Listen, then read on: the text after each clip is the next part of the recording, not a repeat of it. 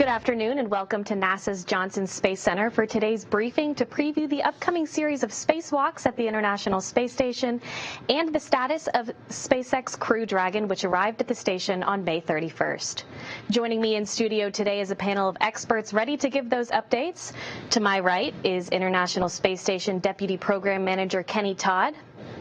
To his right is Commercial Crew Program Manager Steve Stitch. And joining us from an adjacent studio to maintain social distancing is International Space Station Flight Director Allison Bollinger and Spacewalk Officer Sandra Moore. We're going to be taking questions through our phone bridge today and via social media using the hashtag AskNASA. Just a reminder, if you're ready to have your question asked, please press *1 to have your question answered. And if your question has already been answered, be sure to press *2. Before we get started taking those questions, we're going to open it up here in the room for opening comments. Kenny, take it away. Thanks, Courtney. Well, you're used to seeing a few more people in the room here, and that's unfortunate. So I hope everybody out there is doing well. Certainly very excited to be here talking to you today about these EVAs. Hopefully most of you will remember several weeks ago when the Demo 2 crew got to orbit and people were asking, well, what are you going to do with them? That was one of the first things out of my mouth is we're going to try to see if we can get some EVAs done while these guys are on board. Certainly Bob Behnken, a very accomplished spacewalker, along with Chris Casti, part of our current Increment 63 crew, and so we wanted to take advantage of that. Steve Stitch and I spent quite a bit of time together over the last couple of days, and as recently as this morning, continuing to talk about the forward plan for the Demo 2 crew, when they're going to return, what our thinking is, and how that might fold into our overall EVA plan. Again, we'd like to get as many of these EVAs done as we can. We think it's somewhere between 4 and 6 to get both of these power channels swapped in terms of their batteries. And so we're laying in a plan that will allow us to do that. We got a couple of checkpoints along the way that we're going to be using to make sure that the two programs are staying in sync relative to the overall status with the Crew Dragon. So that's the direction we're heading right now. Really excited. This is a little bit of wash, rinse, repeat for me. I think I've done this briefing on batteries about 4 times, it seems like, because indeed this is the last set of channels that we're going to be doing these lithium-ion battery swap outs. And so for me, it's great, certainly satisfying to be at this point where we're going to be finishing up these batteries and putting station in a much better configuration long term. These batteries have life, 20 plus years, and so I think it's safe to say, barring any unforeseen type of failures, we'll be good on batteries for a number of years to come from a space station program standpoint, and I think that bodes well for all of our users and certainly all the systems that are currently on board the station.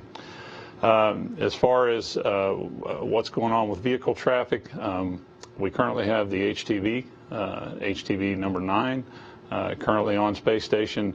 Our plan was originally to set that particular HTV free on the 20th of July, but in order to enhance our position when it comes to trying to get as many EVAs done as we can, we worked with our JAX colleagues to move that departure date a little bit to the right. So we'll do that sometime out in August. We're still in the process of trying to determine exactly what that date is, again, along in concert with the Commercial Crew Program, Steve Stitch and his team, to make sure that we've got everything sequenced right and that we don't put too much on the crew in one short period of time. So anyway, that's all still a plan and work. So from there, that'll take us towards the end of the increment, which at this point will wrap up around the middle of October timeframe when Anatoly and Chris and Yvonne return. They will at that point leave the spacecraft in the capable hands of Kate Rubins and her Russian crewmates, and they'll take us on through the end of the year and out into next year. So anyway, right now, really excited about getting these EVAs going. We'll get going this Friday. After that, we'll do the second EVA on the 1st of July. In the event that we need a third EVA, just because these EVAs tend to run a little bit long, if we have to roll over and do a third EVA, we'll do that somewhere around the 6th of July. And then as far as the second channel goes, we're still trying to nail down those dates, but hope to get going on that second channel around the middle of July. So we'll pass those dates on to you as quick as we pound those flat. And with that, I'll hand it over to Steve. Thank you, Kenny. It's great to be here today. It's exciting to be supporting the space station and your mission. Just give you a little update on the Demo 2 test flight and how things have been going.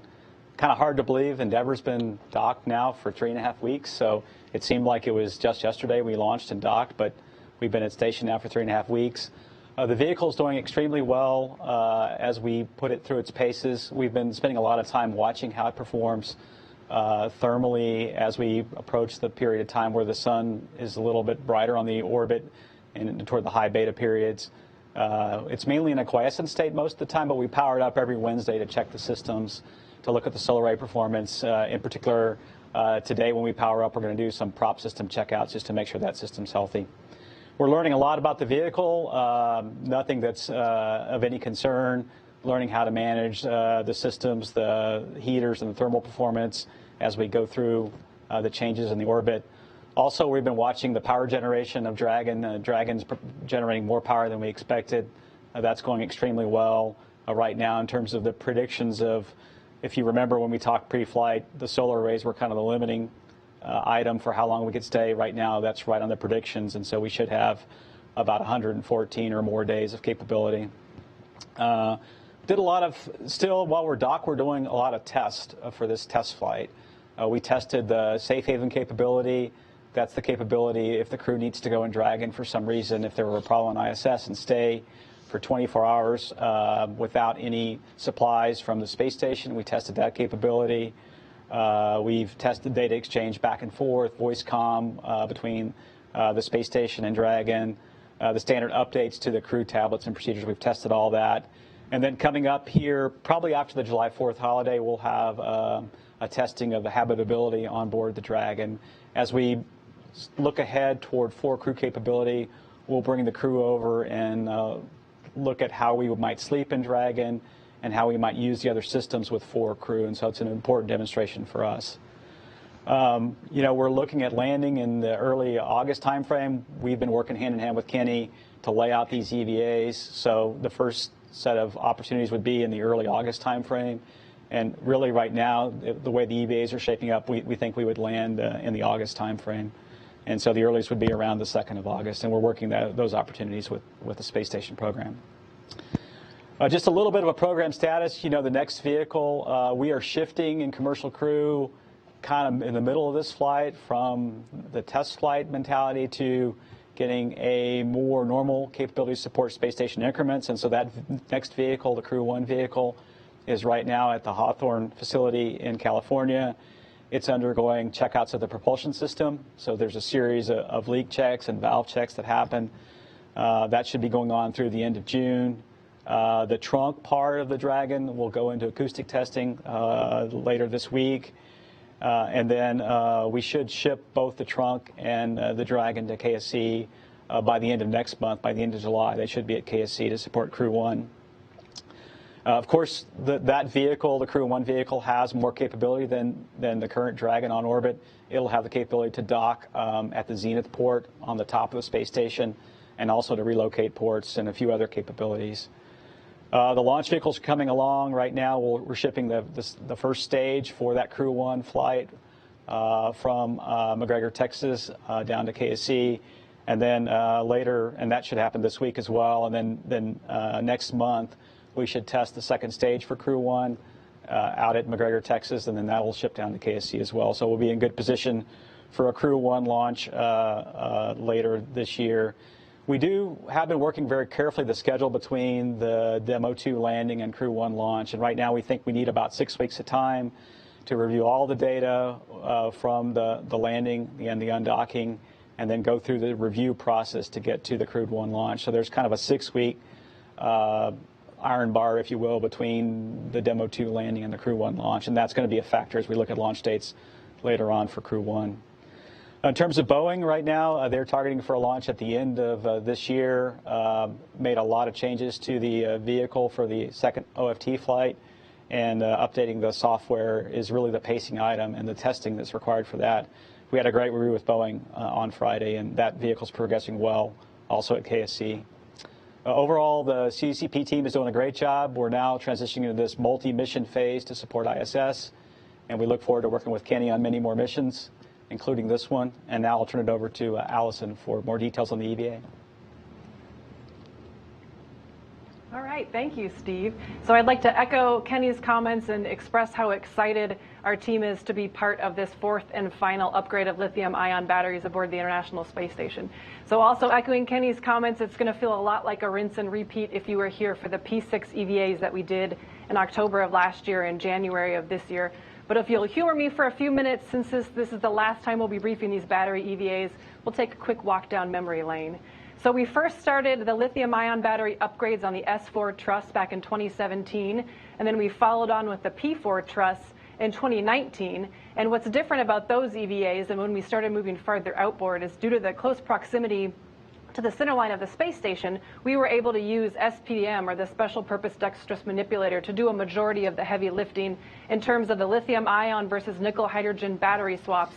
So for each of those elements, we only needed one EVA per channel, or 2 EVAs total, to finish up what batteries SPDM couldn't reach, and then to install the adapter plate and its associated electrical connector that completes the circuit between the lithium-ion battery and the BCDU pair, or battery charge discharge unit. Are you leaving?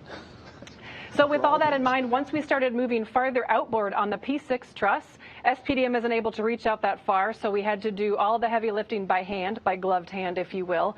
So on P6, if you'll remember, when we started to step into these EVAs in October, the original plan was for a 5 EVA series. It would take them 2.5 EVAs to do the first channel, 2.5 EVAs to do the second channel. They were able to find some efficiencies real time as they were doing these EVAs to get those down within the 4 EVA box, and so we're using their legwork as the foundation for our 4 EVA series. So as Kenny mentioned, we're first going to start out on Friday and then on July 1st to do the 1 Bravo channel. So we'll have 2 EVAs associated with 1 Bravo, and then we'll have 2 EVAs associated with 3 Bravo at a later date. So I mentioned we fit within the EVA box. We just barely fit within the 4 EVA box. And so for our first EVA, we'll be running a little bit longer than our standard 6.5 hours. That EVA will be 6 hours and 40 minutes. And our fourth EVA, or the second 3 Bravo EVA, will be about 6 hours and 50 minutes. So these EVAs will be traditionally longer than the 6.5 hours that we normally schedule these EVAs. But the benefit we have, the kind of ace up our sleeve, if you will, is the crew that we're sending out the door to do these EVAs. So we're utilizing the ISS Commander Chris Cassidy, as well as the Demo 2 crew member Bob Bankin, and these guys come to us with 12 EVAs of experience under their belt, each having spent over 30 hours outside the safe confines of the ISS, inside an EMU, or extravehicular mobility unit, servicing the space station. The added experience that Chris brings to the table is actually on his first shuttle mission, STS-127, back in 2009. He performed some battery EVAs out on the P6 side of the truss, and in that case, that was just upgrading or just swapping out nickel-hydrogen batteries for fresh nickel-hydrogen batteries. But it's a great benefit that Chris comes to us already having this battery experience in his toolkit, if you will. So with the vast experience we have with these 2 crew members, fingers crossed that we'll be able to complete these EVAs and the 4 EVAs we have planned and not require the additional 2 EVAs that Kenny alluded to.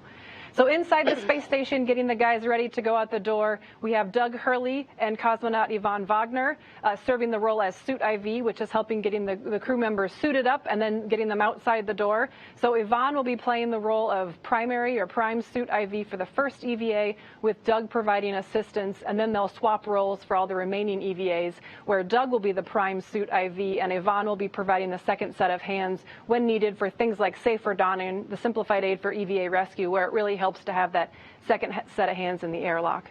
By having Yvonne play the role of prime Suit IV for the first EVA, this allows Doug to also focus on getting ready for his role as M1, or the lead robotics officer. So Doug's role will be to maneuver the the EP. So the EP is the exposed platform that launched on HTV-9 just about a month ago. So Doug will hold, using the SSRMS, will hold the EP in position out at the Integrated Equipment Assembly on the IEA to allow Chris to work on removing the new lithium-ion batteries, associated adapter plates, and stowing the old batteries. So Doug's maneuvers with the arm are fairly straightforward, just moving the EP back and forth, or possibly backing it out and rotating it to expose a different side of the EP to Chris. So since the maneuvers are fairly straightforward, the camera views are good, and Doug's work is pretty straightforward, we're able to utilize a ground M2. So traditionally, we'll have an onboard second set of eyes looking over the robotics operator's shoulders to make sure things are going swimmingly. But since, as I mentioned, things are fairly straightforward, and also the fact that we don't have a crew member riding on the arm, we'll be using our robotics officer here in Houston to serve the role of M2. So on board the space station, the preparations for the spacewalk are marching right along. The teams have spent tens of hours getting ready for these spacewalks. So we allowed Doug and Bob to get their space legs under them for only about a week before we put them to work getting ready for these EVAs. So they've spent numerous hours working on tool inspections, tool configurations, suit readiness, procedure reviews, space-to-ground conferences with the team here in Houston, and then most of that work culminated into the on-orbit fit verification just yesterday. So that allowed Doug and Yvonne to get some practice, hands-on practice with a real live EMU to help get Bob and Chris suited up. It allowed Bob and Chris to verify that their suits fit like a glove, well, at least the glove part of the suits fit like a glove, and the rest of the suit fits adequately. So that allowed them to get practice, and Bob and Chris both gave a thumbs up that their suits are great and ready to go. And this will allow Doug and Yvonne to be as efficient as possible getting them out the door on Friday. So just as many hours on board the space station have been spent getting ready for this EVA, just as many, if not more, I'm sure, hours on the ground have also been spent getting ready. I alluded to some of the robotics work that we've done thus far. When HTV arrived just about a month ago, we quickly got to work swapping out the exposed platforms. So we still had HTV-8's EP with the old nickel hydrogen batteries from P6 stowed on the mobile transporter. So robotically, we were able to remove that one, release the new exposed platform from HTV, install it on the POA, put the old one back in HTV, and now things are good to go. Then we were also able to use SPDM to go ahead and release the higher torque that the new lithium-ion batteries were set to during launch. So SPDM helped us out there.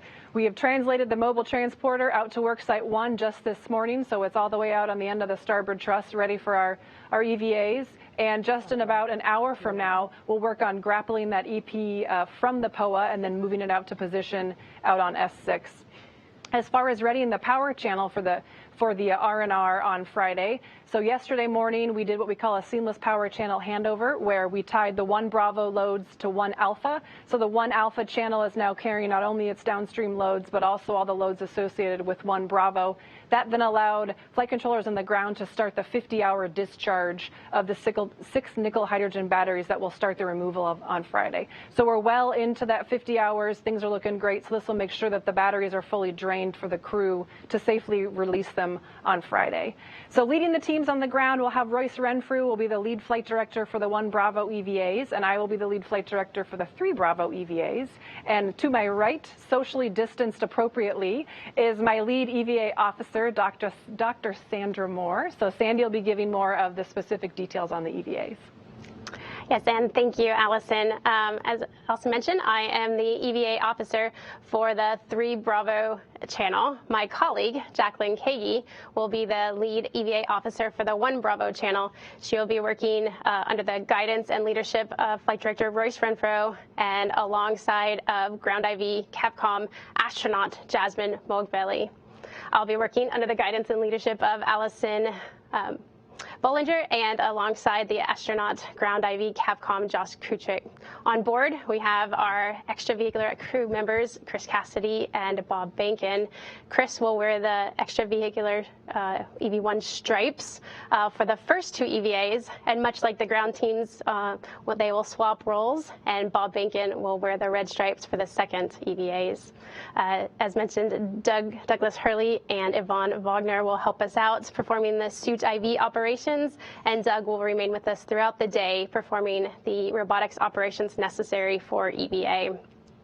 EVA day for us, for our crew, is a very long day.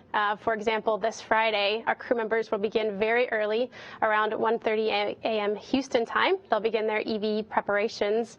Around 4 a.m., they'll be jumping into their in-suit light exercise pre-breathe protocol. This, like the name suggests, the crew jumps into their suits and begins to breathe pure O2 while performing some light exercise with short rest breaks.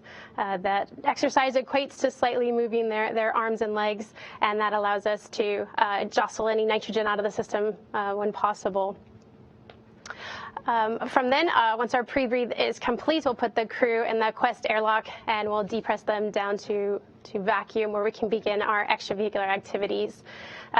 For us in particular, we're going to head out as far starboard as we can to the S6 work site out on the integrated equipment assembly, and we're going to be changing out some aging nickel hydrogen batteries with some brand new lithium-ion batteries that arrived on HTV-9 just recently.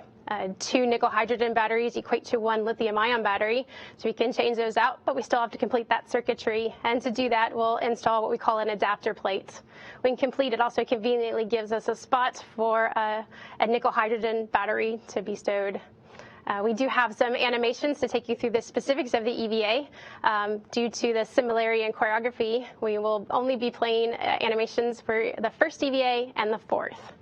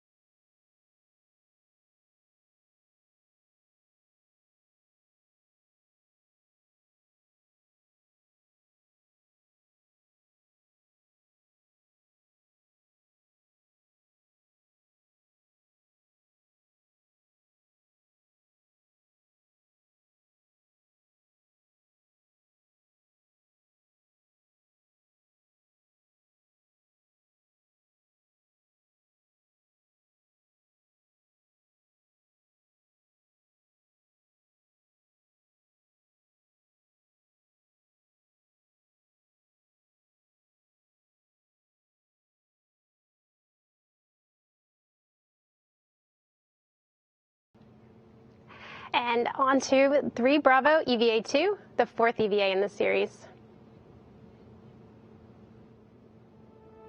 3 Bravo EVA2 will begin at the Quest airlock. Mr. Bob Bankin, EV1 will egress first. Mr. Chris Cassidy, EV2, will egress second with an ORU bag. After completing buddy checks, Bob will lead out to the worksite. Crew will translate up the CETA spur, outboard of the solar outboard rotary joint to S6, and drop a tether fair lead. Bob will then prep his IEA foot restraint for battery operations. Chris will start his day at the external pallet foot restraint. After verifying settings, Chris will stow an ORU bag on the external pallet and prep a pistol grip tool with a 9-inch hex driver for future adapter plate operations. Meanwhile, back at the IEA, Bob is setting up 3 Bravo for battery operations by relocating a PGT near battery 4. Once complete, Chris will join Bob on the IEA. Chris will hand Bob a ratchet wrench to break torque on nickel hydrogen battery number 4. Once complete, Chris will hand Bob a PGT with a 6-inch wobble and begin to fully release battery 4 by driving H1 followed by H2. Bob will then release the old nickel hydrogen battery 4 from soft dock and hand it to Chris. Bob will egress the foot restraints and both crew will interim battery 4 to the external pallet. At the EP, Chris will ingress the foot restraints and Bob will hand Chris the battery and he will stow it on his BRT. Bob will translate onto the external pallet and help Chris release adapter plate Echo. Using a ratchet wrench with hex driver, crew will break torque on both bolts. Bob will then hand Chris a PGT with a hex driver, and he will continue to fully release the adapter plate by driving H1 followed by H2. Once Bob stows the PGT, he will translate back to the truss. Chris will release adapter plate Echo from soft dock and hand it to Bob, who will begin translation back to the 3 Bravo IEA. Chris will install the old nickel hydrogen battery 4 into slot Echo by driving H2 to full torque. Chris will then retrieve 2 scoop handling aids and relocate them to lithium-ion battery Charlie for future operations. Chris will then translate back to the truss. Once far enough away, the Canadian arm will reposition to expose battery Charlie to crew for later operations. Back at the IEA, Bob ingressed the foot restraint and began to install the adapter plate Echo into slot 4. During the time, Chris will return to the IEA and relocate handling aids for the next battery, battery 6. Once complete with the adapter plate bolts, a connector will be installed from the adapter plate to the lithium-ion battery, completing the circuitry for battery charging and discharging. The crew will then break into the last pair of nickel hydrogen batteries on the IEA. Torque will be broken on battery 6 with a ratchet wrench. Then both bolts will be fully released with the PGT, H1, followed by H2. Battery 6 will then be released from soft dock, handed to Chris, and Bob will rotate his foot restraint over adapter plate Echo, and then soft dock the nickel hydrogen battery. Bob will drive H2, followed by H1, to secure battery 6 in its final stow position on top of adapter plate Echo. Bob will then egress the APFR, rotate, and then relocate 2 handling aids and prep for battery 5. Bob will then translate out to the external pallet to assist Chris with battery Charlie. During that time, Chris was working to release battery Charlie from the external pallet. He will hand battery Charlie to Bob, and both will interim back to the IEA. Bob will ingress the foot restraint and install battery Charlie into slot 6. Bob will drive H2, followed by H1, completing battery Charlie install. Bob will egress and relocate and reposition the APFR for battery 5 operations. Bob will re-ingress the APFR, and Chris will hand Bob a ratchet wrench to break torque on the battery 5 bolts. He will then fully release the bolts, H1, followed by H2, using a PGT with a 6-inch wobble. Bob will then remove battery 5 from soft dock, hand it to Chris, and both will interim back to the external pallet. At the EP, Chris will ingress the foot restraint and install the battery on its body restraint tether. Bob will translate back onto the external pallet to assist Chris in releasing adapter plate Charlie. Using a hex driver, crew will break torque and then use a PGT with the hex driver to fully release the adapter plate. Bob will reposition back to the truss. Chris will hand the adapter plate to Bob, and Bob will begin translation back to the 3 Bravo IEA. Chris will remain behind and install the old nickel hydrogen battery 5 into slot Echo. Chris will then clean up the 2 scoops and PGT in the medium ORU bag, and then bundle it to the EP foot restraint. Back at the IEA, Bob will ingress the foot restraint and install adapter plate Charlie into slot 5, fully driving H2 and H1 to torque with a PGT and hex driver. Once complete, a connector will be installed from the adapter plate to the lithium-ion battery, completing the 3 Bravo circuitry for battery charging and discharging. Crew will then work together to clean up the IEA. 4 scoops and 2 gap spanner pairs will be gathered into the crew lock bag. PGT will be stowed on Bob's swing arm. Bob will then retrieve the crew lock bag and bundle it to the IEA foot restraint. Both crew will grab foot restraints and stow them on their BRTs. Crew will then begin to translate inboard. Chris will lead. Bob will stop at the starboard CETA cart with 5 for final stowage of his foot restraint. Chris will continue on and translate all the way to ESP2 with 4 for his final location. Once complete, Chris will grab his ORU bag, head back toward the airlock, but will continue up the CETA spur to grab a couple of adjustable tether fair leads. These were used to keep the tether out of the way for ingress throughout the entire series of these battery EVAs.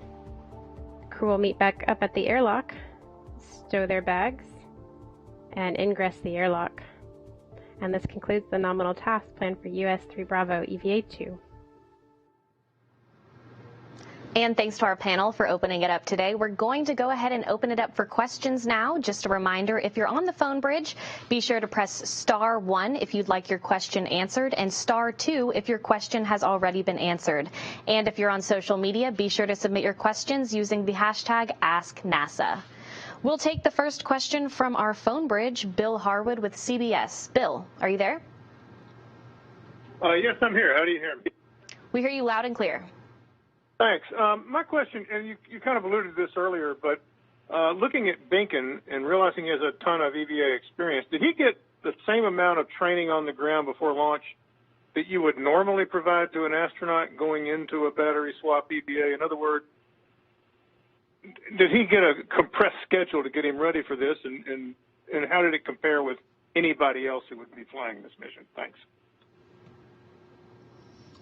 Let's see. The answer is yes, he did get some training. In terms of the exact number of runs, what the ratio is, I probably have to let Allison address that. But we made a conscious effort to get both Bob and Doug trained up, knowing that doing these EVAs was a possibility. But in terms of the specific ratio and how that measures up to what we would typically do for an increment crew, I'd have to let Allison take a cut at that. Allison, do you have anything to add? Well, go ahead and have Sandy answer it. Sorry. Yes, so both our crew have had experience with batteries in the MBL recently. They both have a plethora of EVAs under their belts. So before going, we did make sure that they got a run at these batteries in the MBL. Chris, in particular, actually helped develop the P6 choreography, so he knows it quite well. And Bob, with his experience with EVAs, got to run it on the pool just recently, right before launch. So they are ready and ready to go. And our next question comes from social media. Rohan asks, how long will Doug Hurley and Bob Behnken stay on the space station? Yeah, I can address that. Again, Kenny and I have been meeting and working, right now, the way Kenny has laid out the EVAs. It looks like the first opportunity to undock and come home would be around August the 2nd. We'll just have to sort of see how the EVAs go, and then we're really trying to set us up for allow that time frame in August to come home. So that's the first opportunity would be around August the 2nd, and we'll keep working with Kenny and see how the EVAs go. I've been in this business quite some time, and somehow you lay out a plan and things go according to the plan. Sometimes they go off schedule, but right now we're looking at around that August the 2nd time frame. All right, and back to our phone bridge, Chelsea Goad from space.com. Chelsea, go ahead. Hi, thanks so much for taking my question. I have just kind of a question and a half regarding Crew Dragon. So you mentioned a number of tests that have so far been done with Crew Dragon on orbit, and I'm curious what tests remain from now until the time when the craft is sent home. And then kind of compounding on that question, I'm curious if you could go into a little bit more detail about the solar panels, which you mentioned were doing better than expected. Yeah, sure. So While we're docked, the next big test that I spoke of was the habitability test. So we'll bring 4 crew over into the Dragon and really start to look at what does it look like in Dragon with 4 crew. Of course, we just have Bob and Doug there now. They're going to do some things like a test of how they would sleep and position themselves for sleep, some hygiene kind of task, in an emergency, how they would transition from a breathing mask into the spacesuit if they had to do that. And some of those kind of activities are mainly what's planned in that test. And then, of course, for us, the big test remaining on this test flight is undock, deorbit, entry and landing, and recovery of Bob and Doug for the first time. You know, we did the entry and undock on Demo 1 with an uncrewed spacecraft. That went extremely well. The entry was very nominal. For us this time, it includes Bob and Doug. It includes some unique things to keep them safe should they have a depress event. They have a suit on. There's an AC system that has to work post-landing, and then the recovery operation of getting the Dragon vehicle from the water back onto the ship. That's another big test coming up.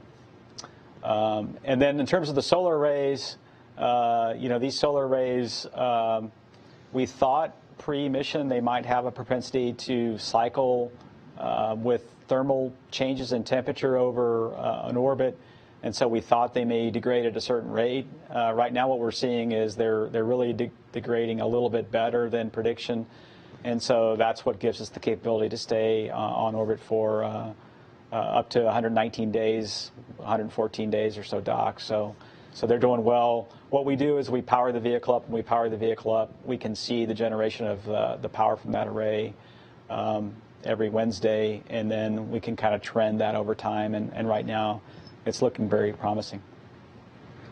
And our next question comes from Marcia Dunn with the Associated Press. Marcia? Yes, hello. I'm wondering if the spacewalks slip out a little farther, would you delay the Crew Dragon crew from coming back at the beginning of August? I mean, would you slip that for that reason alone? And would you be okay with doing 3 out of the 4 spacewalks and just leaving that last 4th spacewalk for some future crew? Well, Marcia, I'll start with the last question first. The EVAs themselves are basically focused on doing 2 separate battery channels. And once you start off into swapping out the batteries for one of the battery channels, you really need to stay committed and get that channel back up and running. Otherwise, we're looking at running for some amount of time. So really, we're in the neighborhood of an even number of EVAs per channel, or hopefully totally somewhere around 4 EVAs is what we're looking at. If we end up with a 5th, that means we had to do 3 on one channel and 2 on another. But the goal is to, once you start out with the first EVA on a channel, you don't stop from an EVA perspective until you recover that channel. So we wouldn't probably put ourselves in a position where we would go into that second channel knowing that we might only get the channel taken down and part of the battery swapped out. We really do want to do that second EVA on that channel and give ourselves a chance to get it back up and running before Bob and Doug come home. As far as delays, the plans that we're looking at with Steve, if we move the EVAs a little further out into July, we still think there's a path that gets us there to be done in time before the end of July. That's the challenge I've given to the team, is let's do everything we can do to try to get these EVAs done in July, and I think we have multiple options that allow us to do that.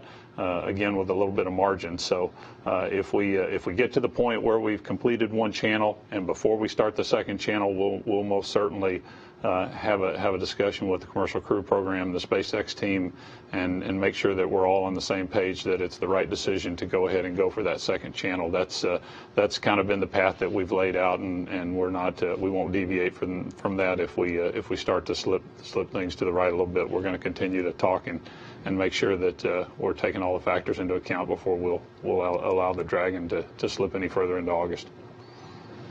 And our next question comes from social media from Archie. Why is there a requirement of replacing lithium-ion batteries with nickel-hydrogen batteries instead of just replacing with new lithium-ion batteries?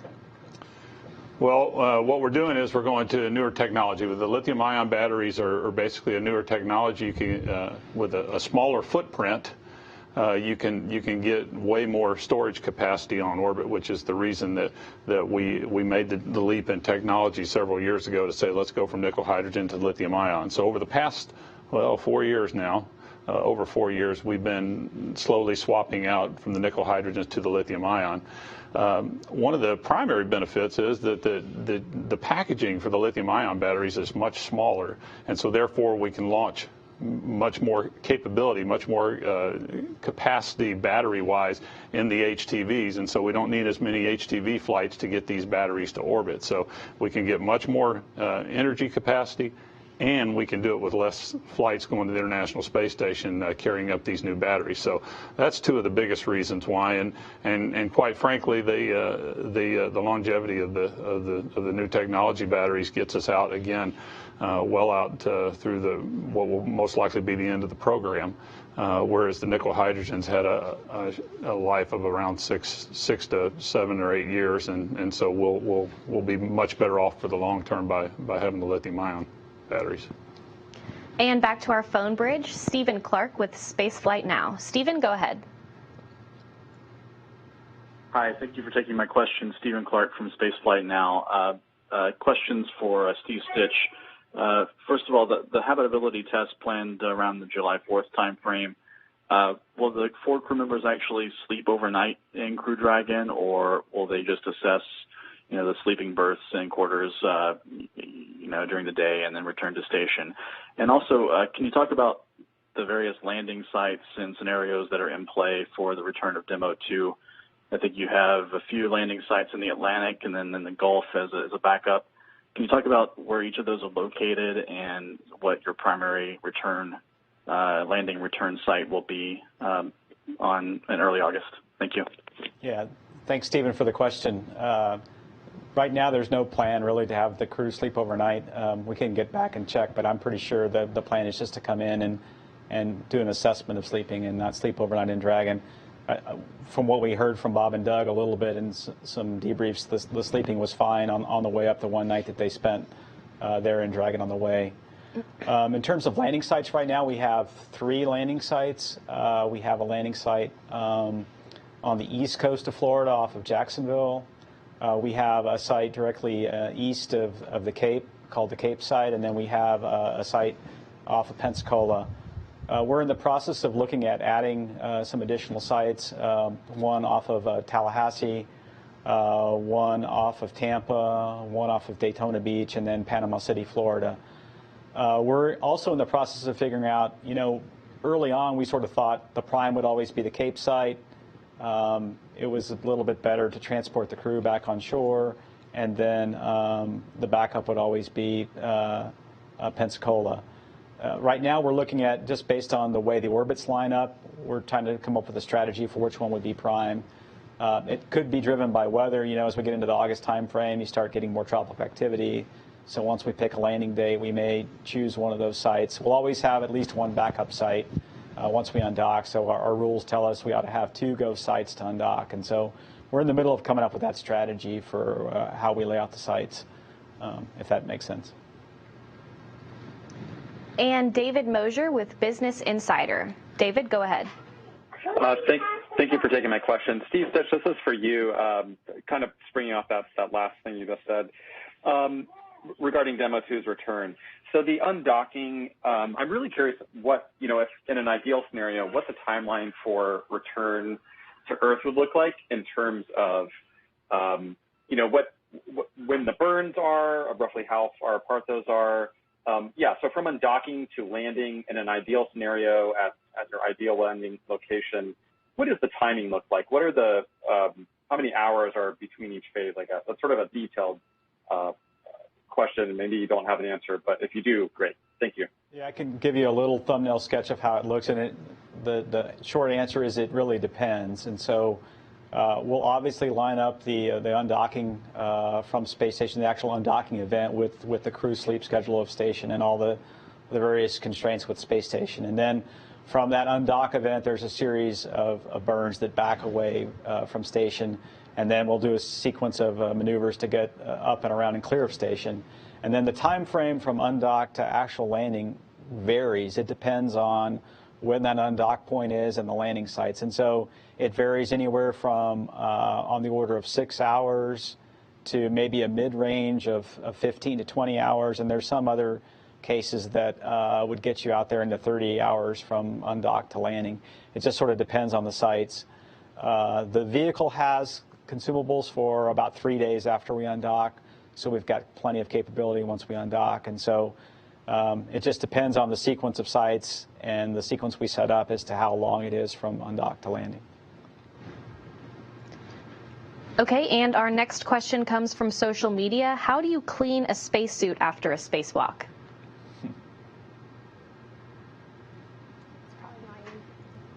And I can take that one if you like. So we do quite a bit of work to clean a spacesuit after a spacewalk. The crew will come in and they will doff their spacesuits. The suit IV gets the lucky role of getting to wipe it out. It is a bladder inside, so kind of a plastic bladder that you can actually wipe off and get rid of any of the sweat or any of the other fluids in the spacesuit itself. And then the internal PLIS, or the life support system, we do have to scrub after a series of EVAs, sometimes in the middle if they're the longer ones, where we'll actually scrub all the water out for any tiny particulate and add iodine to make sure we don't have any growth or anything inside the suit. We call that a loop scrub. And maybe another question for you, Sandra, from Yandy. How long does it take to put on and take off a spacesuit? It's not terribly long, but it can be quite challenging. And it's funny because it's the inverse problem we have on the ground. On orbit, it's a little bit easier to get in the spacesuits because there's no gravity, but then you have the opposite problem trying to get out. So it takes on the order of 5 to 10 minutes to don and doff it itself. Now pre-breathe is what takes the longer pull, because we do spend a lot of time making sure that their bodies are conditioned to go down to vacuum. And so that's the part that takes the long part. To don the suit itself it's on the order of about 10 minutes. But to watch them get out is kind of fun. Sometimes you'll see the suit IV kind of put their feet on them and wiggle them out, and so it's kind of fun.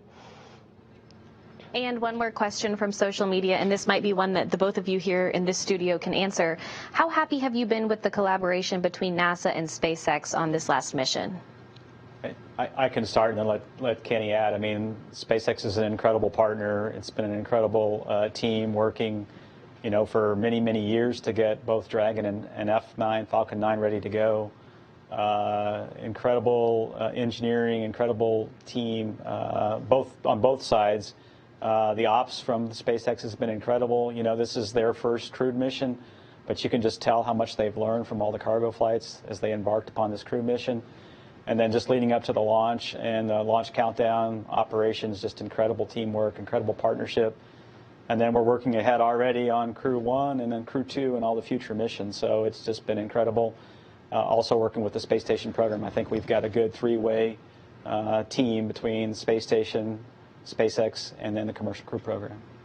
Yeah, great word, Steve. Yes, from a space station standpoint, we've been working with SpaceX doing dynamic operations for a number of years now, going on a decade here, and it's been kind of cool because some of the folks that rolled off of the cargo flights actually came and went into the CCP world and worked with Steve and his team, and so it's been great to get to reconnect with some of those folks again, and as we work through all the details of this particular mission, and it's clear that our early working together has been beneficial for all of us. It really has helped pave the way for what I think is a really good partnership, and it's been a joy, and we've really appreciated the opportunity to work with Steve and his team, and certainly with SpaceX, and again get to renew some connections that we've lost track of over the last few years. So it's been really good. And that's all the time we have for today. I want to thank our panel of experts for joining us today, and of course all of you who called in or asked questions via social media. Be sure to tune in to watch the Spacewalk unfold this Friday, June 26th, on our live coverage starting at 5 a.m. Central. And that'll wrap up our briefing for today. Thanks for tuning in.